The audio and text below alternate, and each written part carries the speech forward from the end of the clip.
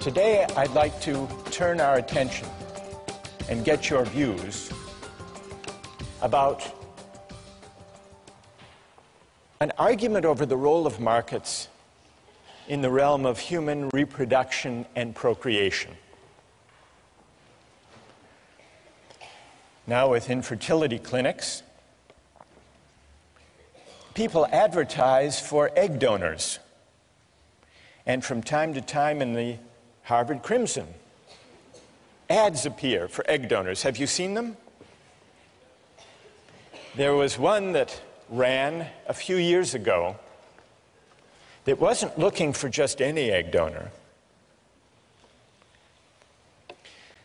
It was an ad that offered a large financial incentive for an egg donor from a woman who was intelligent, athletic, at least 5'10", and with at least 1,400 or above on her SATs. How much do you think the person looking for this egg donor was willing to pay for an egg from a woman of that description? What would you guess? $1,000? 15,000? 10? I'll show you the ad.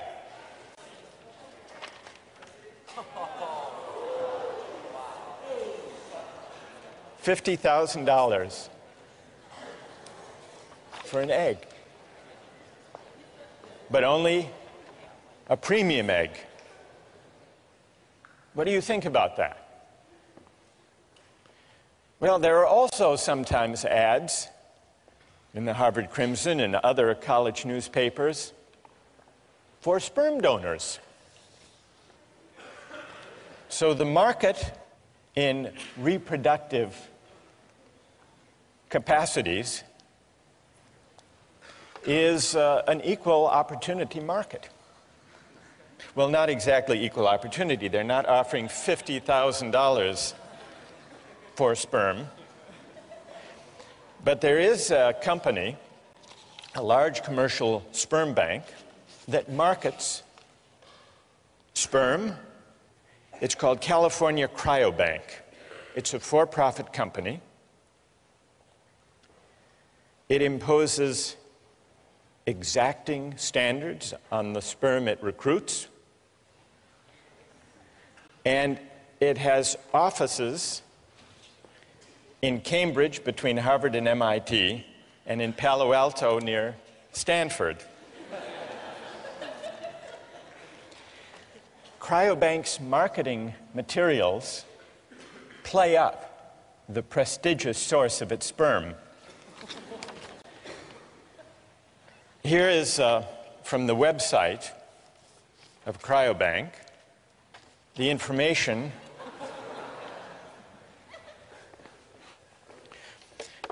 Here they talk about the compensation. Although compensation should not be the only reason for becoming a sperm donor, we are aware of the considerable time and expense involved in being a donor.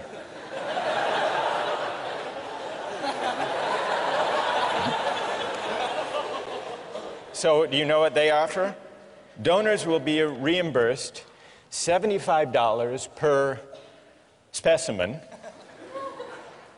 up to $900 a month if you donate 3 times a week. And then they add, we periodically offer incentives such as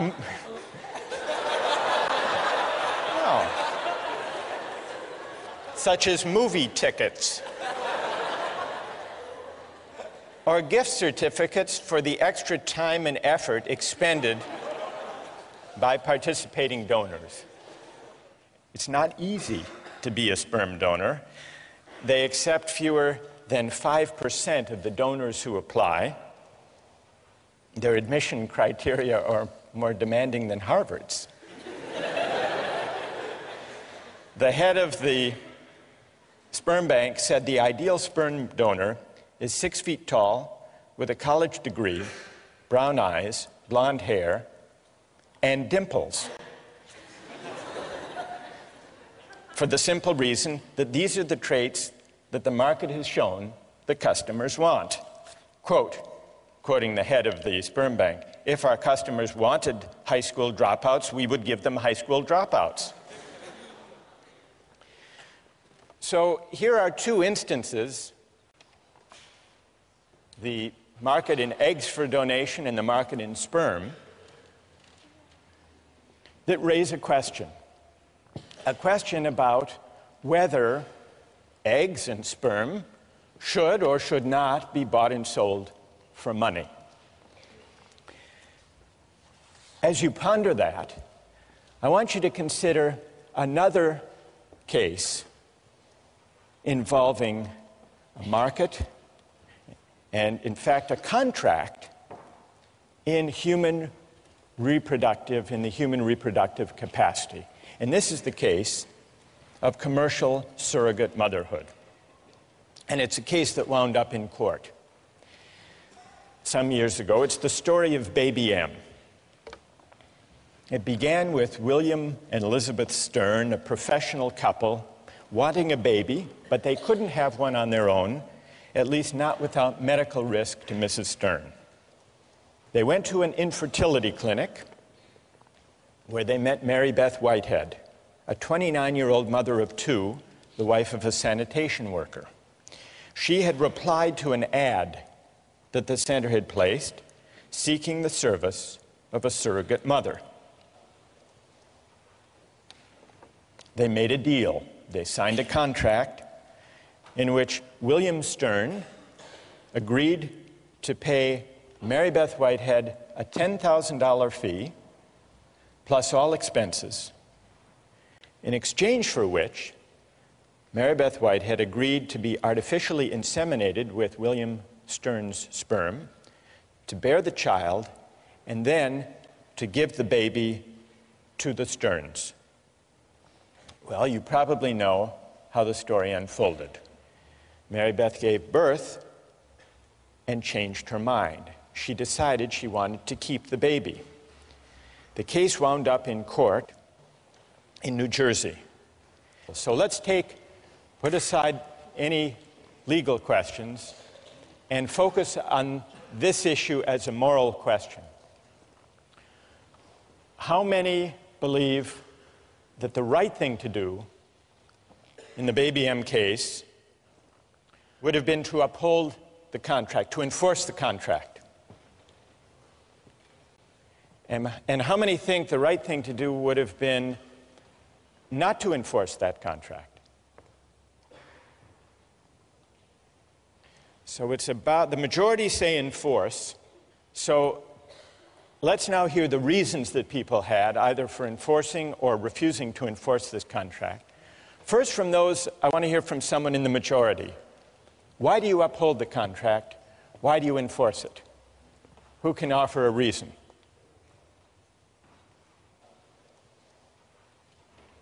Yes. Stand up. It's a binding contract. All the parties involved knew the terms of the contract before any action was taken. It's a voluntary agreement. The mother knew what she was getting into.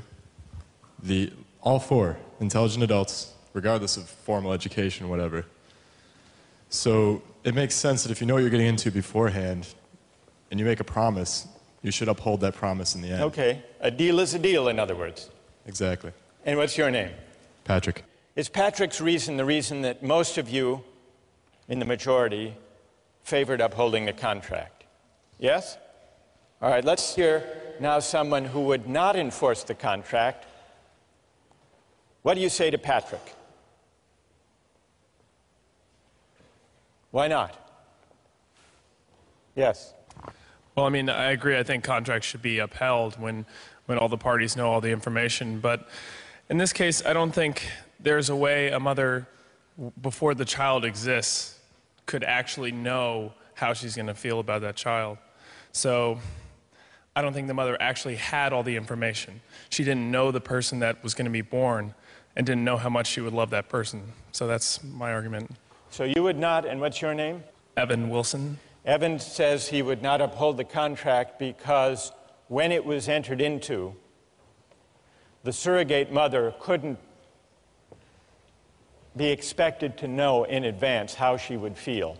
So she didn't really have the relevant information when she made that contract. Who else? Who else would not uphold the contract? Yes. I also think that a contract should generally be upheld, but I think that the child has an inalienable right to its actual mother, and I think that if that mother wants it, then that child should have the right to that mother. You mean the biological mother, not the adoptive mother? Right.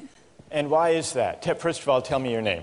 Anna? Anna. Why is that, Anna? Because I think that that bond that is created by nature is stronger than any bond that is created by, a contract. Good. Thank you. Who else? Yes. I disagree. I don't think that a child has an inalienable right to her biological mother. I think that adoption and surrogacy are both legitimate trade-offs. And I agree with the point made that it's a voluntary agreement. An individual made it. It's a voluntary agreement. And you can't apply coercion to this argument. You can't apply the objection from coercion to this argument. Correct. What's your name? Kathleen. Kathleen, what do you say to Evan that though there may not have been... Evan claimed that the consent was tainted not by coercion, but by lack of adequate information. She couldn't have known the relevant information, namely how she would feel about the child. What do you say to that? I don't think the emotional content of her feelings plays into this. I think, in a case of law, in the justice of this scenario, her change of feelings are not relevant. If I give up my child for adoption, and then I decide later on that I really want that child back, too bad. It's a trade-off. It's a trade-off that the mother has made. So a deal is a deal. You agree with Patrick? I agree with Patrick. A deal is a deal. Yes. Good. Yes. I would say that, though I'm not really sure if I agree with the idea that the child has a right to their mother, I think the mother definitely has a right to her child. And I also think that there are some areas where market forces shouldn't necessarily penetrate. I think that the whole surrogate mother area smacks a little bit of dealing in human beings. It seems dehumanizing, and it doesn't really seem right. So that's my main reasoning. And tell us your name. I'm Andrew. Andrew, what is dehumanizing about buying and selling the right to a child for money? What is dehumanizing about it? Well, because you're buying someone's biological right. I mean, you can't, in the law, as it's stated, you can't sell your own child. Like, were you to have a child, I believe that the law prohibits you selling it to another person or selling it So to this is like baby selling. Right. To a certain extent. I mean, though there is a contract with another person, you've made agreements and whatnot, there is an undeniable emotional bond that takes place between a mother and a child. And it's wrong to simply ignore this because you've written out something contractually. All right, you want to reply to Andrew? Stay there. You point out there's an undeniable emotional bond. I feel like in this situation, we're not necessarily arguing against adoption or surrogacy in itself. We're just sort of pointing out the emotional differences. Well, but wait, I mean, it's easy to break everything down to numbers and say, oh, we have contracts like you're buying and selling a car. But there are underlying emotions. I mean, you're dealing with people. I mean, these are not objects to be bought and sold. All right, what about Andrew's claim that this is like baby selling? I believe that adoption and surrogacy should be permitted. Whether or not I actually will partake in it is not really relevant, but I think that the government should give its citizens the rights to allow for adoption and surrogacy. But adoption is not, according to Is the law. adoption baby selling? Well, do you think you should be able to bid for a baby that's up for adoption? That's Andrew's challenge. Do I think I should be able to bid for a baby? I'm not sure. It's a market.